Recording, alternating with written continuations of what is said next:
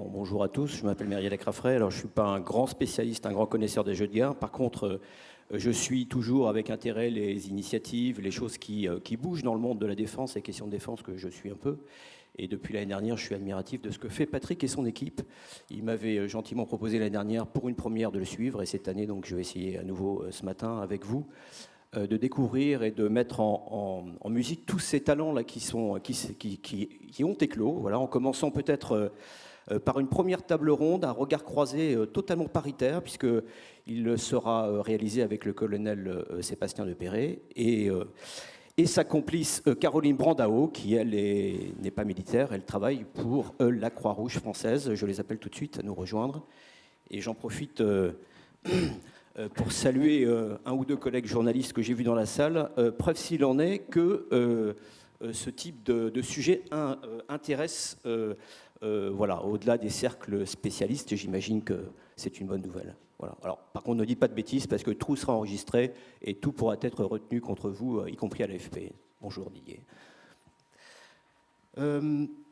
Donc, nous sommes ensemble à peu près pour une demi-heure pour cette table ronde inaugurale intitulée « Regards croisés sur les opportunités offertes par les jeux de guerre ». Alors, briser la glace pour parler français, se former, analyser des problèmes complexes, détecter des talents, etc. etc. Le champ des possibles, en fait, est assez ouvert et très ouvert. Et pour essayer de le serrer, de rentrer un peu plus dans le détail, donc j'ai à mes côtés, je le disais, deux témoins qui évoluent dans des environnements professionnels différents, mais dont parfois les champs se recoupent, hein, le champ de la guerre, évidemment. Donc la première, Caroline Brandao, appartient, donc, je l'ai dit, à la Croix-Rouge française. Vous êtes en charge du pôle droit international humanitaire, hein, le DIH, comme disent les spécialistes. Vous êtes universitaire, docteur en droit, vous êtes chercheuse à l'université. Vous vous intéressez en particulier à l'interaction entre les nouvelles technologies et ce fameux droit humanitaire de la guerre. International humanitaire, pardon, voilà, il ne faut pas confondre avec l'autre sujet. Donc, et vous avez également la légitimité de celle qui allait régulièrement sur le terrain. Peut-être pour la petite histoire, vous pourrez nous dire un mot tout à l'heure, mais vous étiez quelques mois en Ukraine. Voilà. Sébastien de Perret, mon colonel, bonjour. Vous êtes, en charge actuellement du laboratoire de combat de l'armée de terre à l'état-major de l'armée de terre, hein, c'est correct ? Le Battle Lab Terre. Voilà, mais moi, comme j'essaie de parler français... c'est son nom. Voilà. Voilà. Vous êtes également en charge de l'innovation ouverte technico-opérationnelle. Hein. Donc on est bien là aujourd'hui dans un champ innovant. Simplement, vous êtes officier d'infanterie, je le rappelle. Et vous êtes également un spécialiste du combat scorpion. Vous en auriez peut-être un mot juste pour... parce que ça, c'est quand même un sujet très important. Voilà. Très volontiers. Donc, ce que je vous propose, Caroline, peut-être, c'est d'ouvrir le feu ce matin pour peut-être un petit propos préliminaire d'une dizaine de minutes. Donc, Caroline, vous allez nous expliquer comment vous utilisez le jeu pour sensibiliser, interpeller, former, simuler, avec des adolescents ou des jeunes, des étudiants, mais également avec des professionnels. Hein, vous avez ce regard différent. Et je le disais, avec évidemment la légitimité que vous tirez d'aller confronter en fait la théorie sur le champ des terrains de guerre aujourd'hui. Caroline, c'est à vous. Alors effectivement, on va tout de suite se lancer dans le bain. Alors j'essaie juste de mettre la première... voilà, hop, impeccable. Nous, on travaille effectivement avec les plus jeunes, hein, donc c'est à partir de 7 ans on commence. Alors, notre mission, c'est de diffuser et promouvoir le droit international humanitaire. Vous connaissez également sous droit des conflits armés.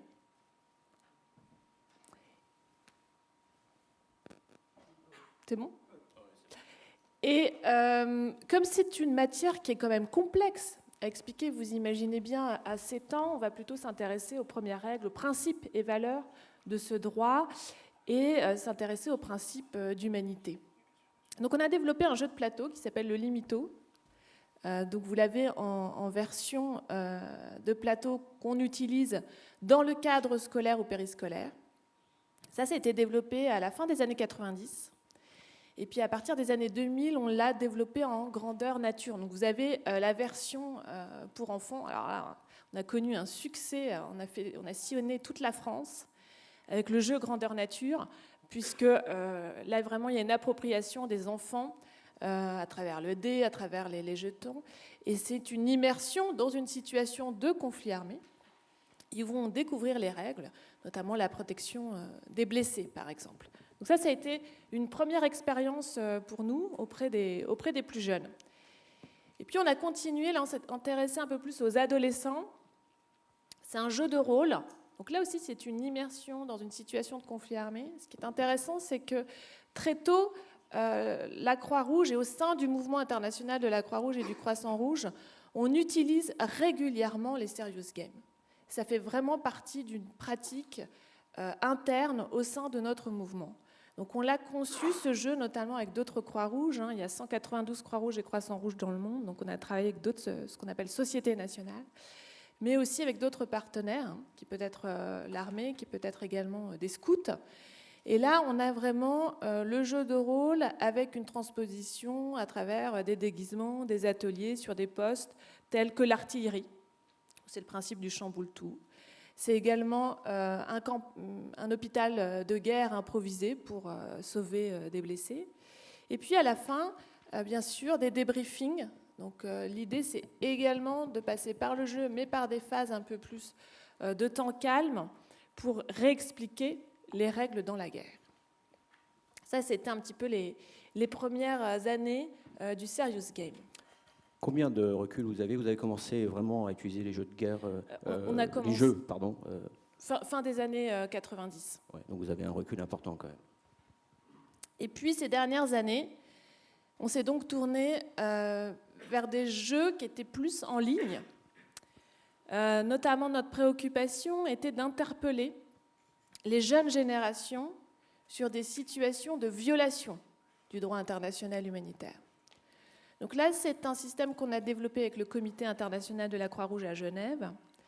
C'est sous forme de questionnaire en ligne, et celui qui répond bien aux questions du droit des conflits armés gagne des médailles. Le message qu'on voulait faire passer, c'est non à l'indifférence, et expliquer tout simplement c'est quoi une violation du droit international humanitaire, c'est quoi un génocide, c'est quoi un crime de guerre.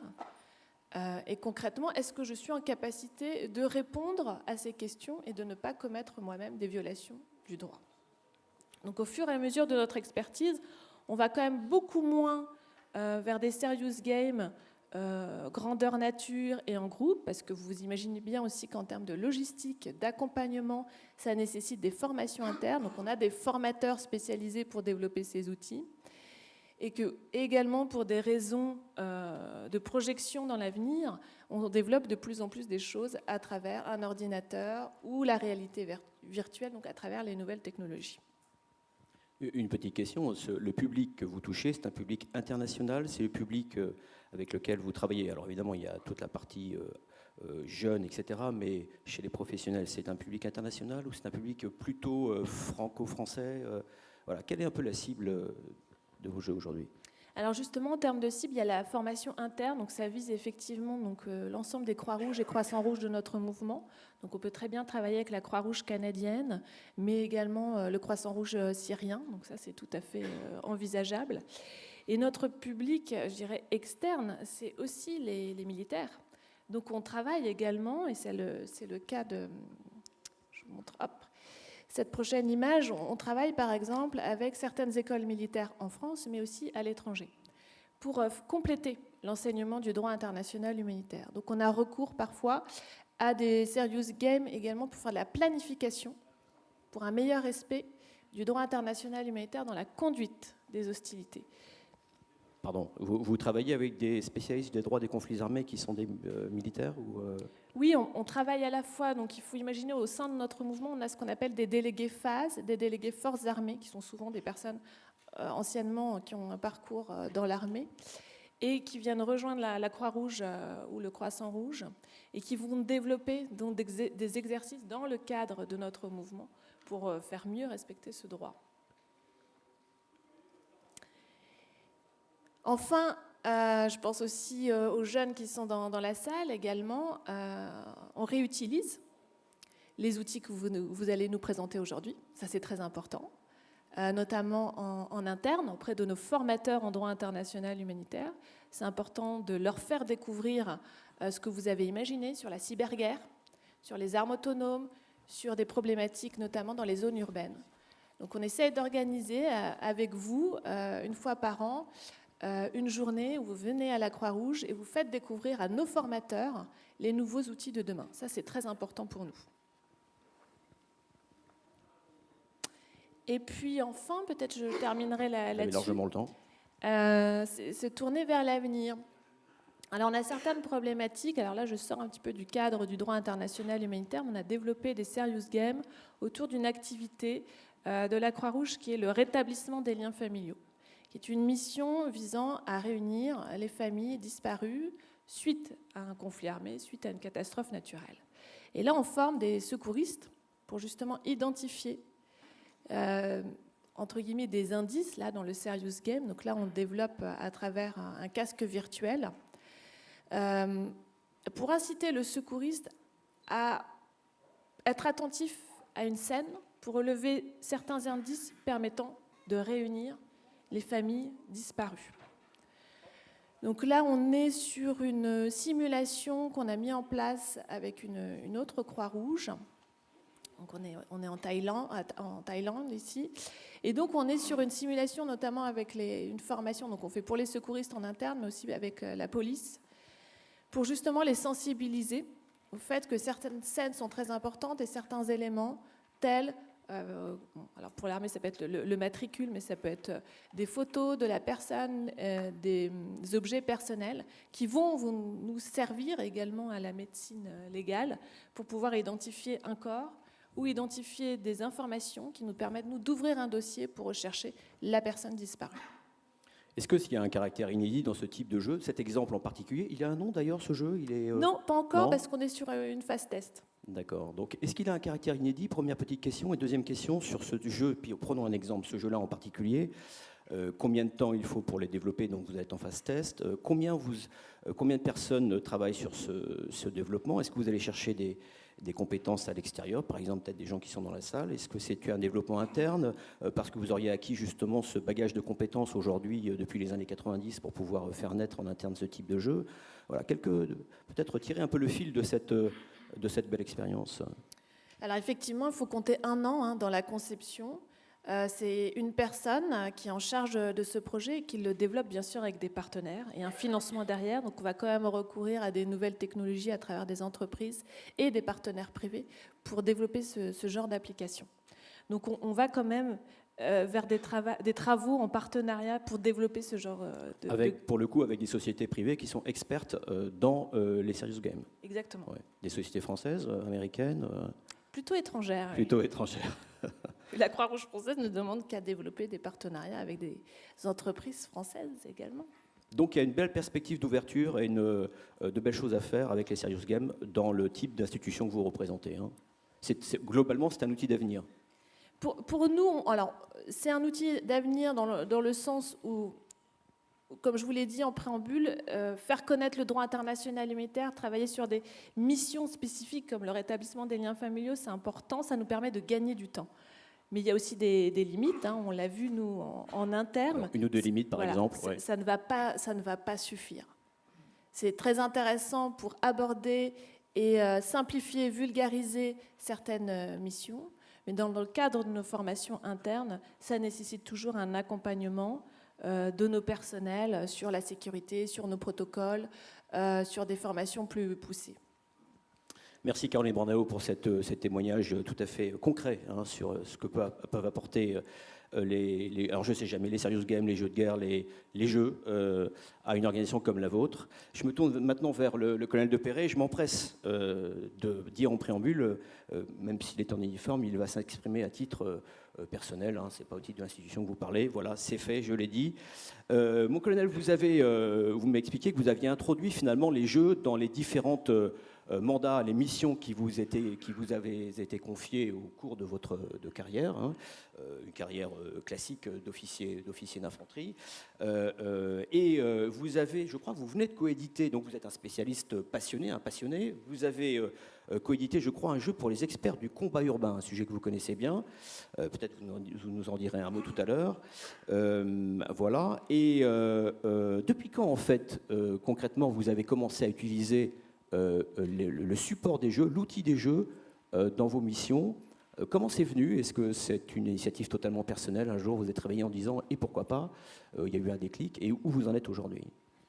Alors, il y a forcément un « et pourquoi pas » qui part en général de premières expériences sur le terrain où on a besoin d'expliquer des choses assez concrètes, assez pragmatiques, et où parfois le langage ne suffit pas. Donc on commence par faire ce qu'on appelle une caisse à sable sur le terrain. On va utiliser quelques objets, une boîte de conserve, une branche, etc., pour représenter un modèle sur le terrain et faire vivre pour des soldats une première mission opérationnelle avant qu'ils puissent la restituer de manière concrète en manœuvre. Donc le principe de la caisse à sable, c'est le point de départ pour de très nombreux officiers, de très nombreux cadres, pour aborder un peu plus tard ce qu'on appelle le wargame. Mais pour revenir sur la question de quel est le moment où j'ai commencé à l'utiliser, ma première expérience, c'est comme instructeur à l'école d'officiers de Saint-Cyr, où je cherchais à faire apprendre, intégrer des mécanismes tactiques avec des moyens limités, puisqu'on ne peut pas passer son temps sur le terrain avec beaucoup de troupes à diriger. Et j'avais trouvé à ce moment-là un petit logiciel de chez Microsoft qui a bien fonctionné, qui s'appelle Close Combat, qui me permettait de générer des scénarios assez simples et de les faire jouer en boucle par les officiers que j'encadrais et qui, à mon avis, depuis, ont beaucoup mieux compris le principe de la reconnaissance de carrefour ou l'embuscade. C'était dans quelles années, ça? C'était en 99-2000. D'accord. Donc c'était vraiment il y a une quinzaine d'années. Et à partir de ce moment-là, m'a toujours manqué le support idéal pour faire comprendre des choses, faire passer des connaissances, faire passer des messages. Ce support manque toujours. Et quand le support manque, on finit par prendre un petit peu de temps pour le concevoir soi-même. Et c'est ce qui m'a amené, il y a maintenant 8 ans, à me lancer dans la conception de ce jeu Urban Operations, que je pourrais montrer en atelier cet après-midi, et dont je pourrais parler un petit peu plus. Mais avant de développer, je souhaitais reprendre les cas d'usage du jeu. Je parle de jeu en général, même si parfois ça peut choquer dans le monde institutionnel, donc je préfère commencer par choquer, en disant oui, le jeu, ça n'est pas très sérieux, mais ce n'est pas du divertissement pour autant. Dans la notion de jeu, on peut apprendre beaucoup de choses, on peut concevoir des mécanismes, des procédures, mais ce qui me semble critique dans tous les jeux que j'utilise pour la formation, pour la prise de conscience, c'est le fait que les joueurs doivent être dans une position de prise de décision, que ces décisions doivent être prises dans un temps contraint et avec une connaissance des interactions ou des répercussions qui reste limitée, si possible avec la prise en compte d'un certain aléa pour représenter les frictions qui arrivent dans la vraie vie ou des événements imprévus. Et puis, le plus intéressant, c'est d'avoir recours à une intelligence adverse. Si en effet, vous utilisez le jeu pour que des gens apprennent à maîtriser les règles, on risque de passer à côté de la finalité qu'on s'est donnée. En revanche, le fait d'être mis en confrontation avec une équipe adverse qui elle-même doit gagner, a des objectifs à remplir, stimule énormément la réflexion. Et on passe, à partir de ce moment-là, d'une réflexion sur le bon usage des règles du jeu à une réflexion sur comment gagner.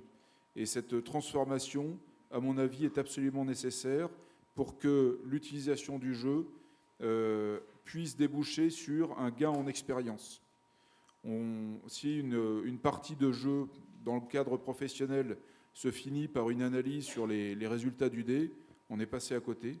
Si en revanche, les participants ont acquis une bien meilleure connaissance d'un mécanisme, ont mieux compris les interactions entre différents acteurs, ont eu une certaine impression de la prise de risque et des gains qu'on pouvait en tirer, là on a gagné la partie.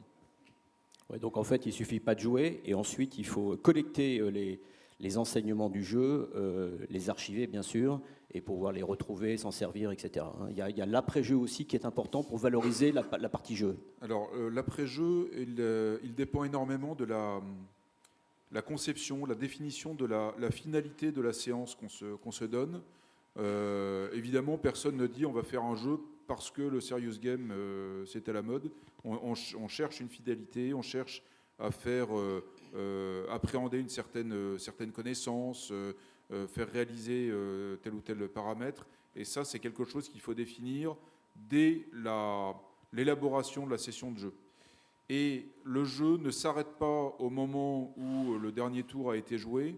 Il y a un processus absolument critique qu'on appelle dans le monde de l'entraînement militaire la 3 alpha, l'analyse après action, after action review, qui permet à chaque participant de pouvoir expliquer les décisions qu'il a prises et y porter un regard critique. Le mot-clé de l'analyse après action, c'est « et si c'était à refaire ?» Et à partir du moment où on voit que les participants ont réussi à reformuler, identifier leurs erreurs, identifier la prise de risque heureuse qui aurait pu mal tourner, on voit à quel point ils ont gagné en expérience, et c'est là où la session par le jeu prend tout son sens. Je me tourne vers Caroline. Est-ce que vous avez, vous, Caroline, à la Croix-Rouge, des séances 3 alpha, comme dit le colonel, ou est-ce que c'est aussi dans votre culture, finalement, de vous occuper aussi de l'après-jeu? Oui, complètement. Je reviens par exemple sur le jeu de rôle, le Red Cross, qui est une immersion dans une situation de conflit armé. Donc vous avez la phase de jeu qui est très opérationnelle, la phase de débriefing. Et souvent, notamment dans le cadre scolaire, on va poursuivre en fait cette activité sur toute l'année. En fait, on va continuer à voir les jeunes qu'on a rencontrés, on va continuer à discuter de l'actualité et de ce qui se passe également, faisant des parallèles avec ce qui se passe dans une cour de récréation. Pour parfois travailler sur la violence dans une classe. Mon colonel, il y a une question qui me titille, mais peut-être que c'est une question de néophyte. Vous êtes, je l'ai dit, un spécialiste du combat scorpion. On sait aujourd'hui, pour ceux qui regardent un petit peu ce sujet-là, qu'on s'entraîne au combat scorpion avec des outils de simulation numérique. Est-ce qu'on ne peut pas faire un lien évident, direct aujourd'hui, entre le serious game et la simulation numérique versus l'entraînement scorpion, par exemple? Est-ce que c'est une hérésie de dire ça, ou est-ce qu'il y a on peut faire des liens?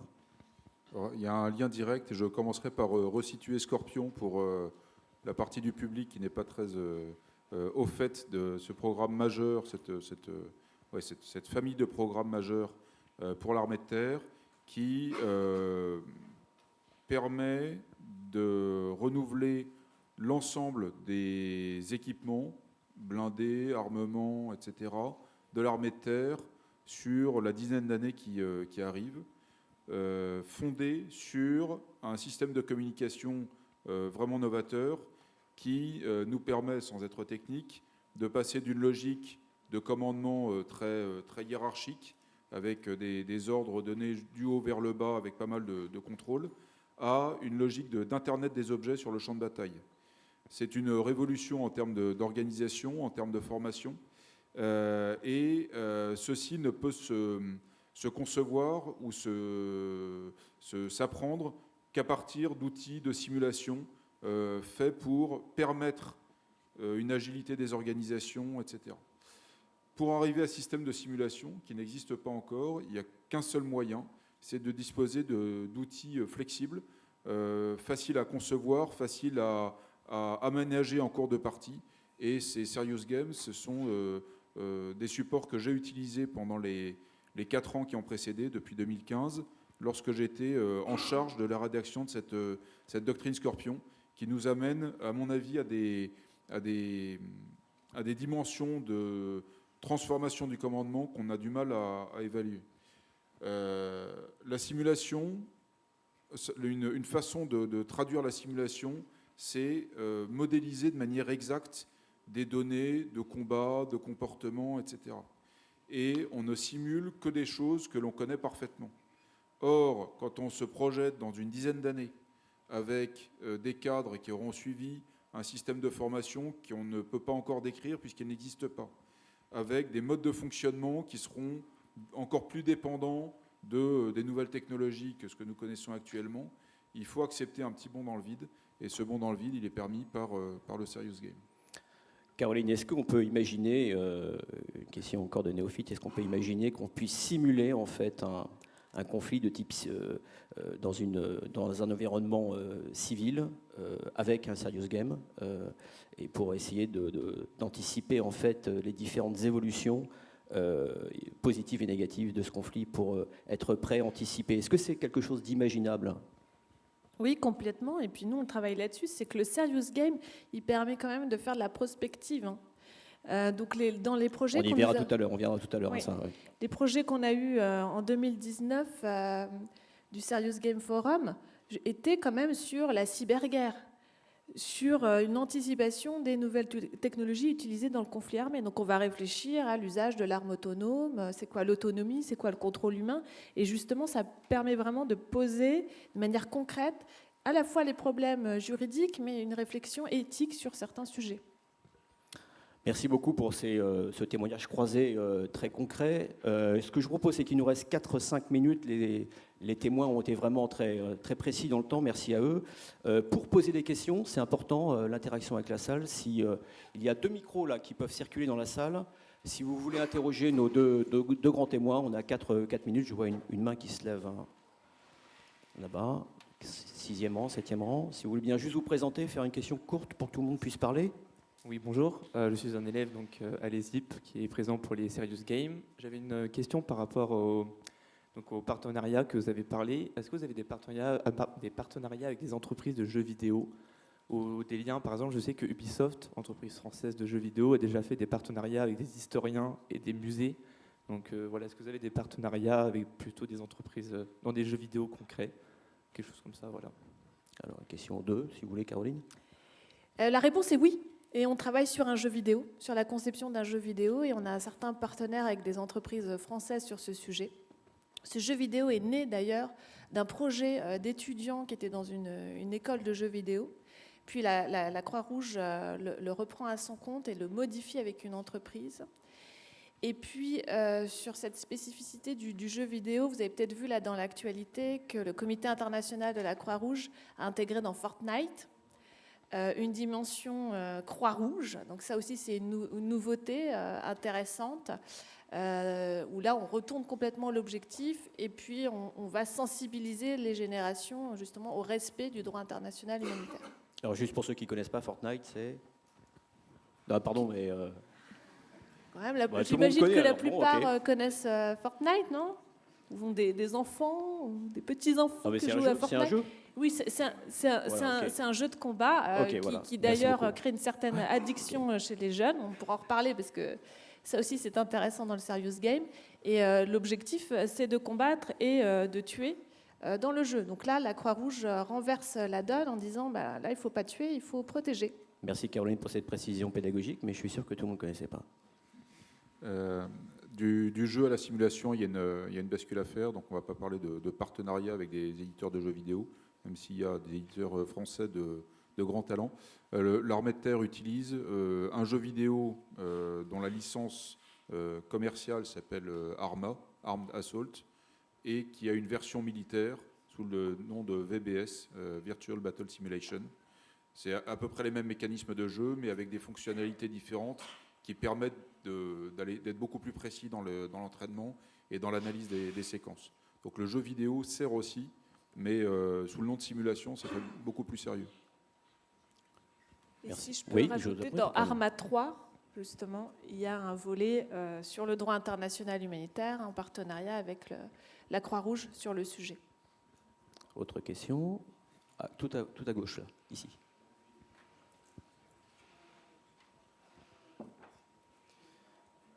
Bonjour, je suis le lieutenant-colonel Morin de l'armée de l'air, je suis officier de renseignement.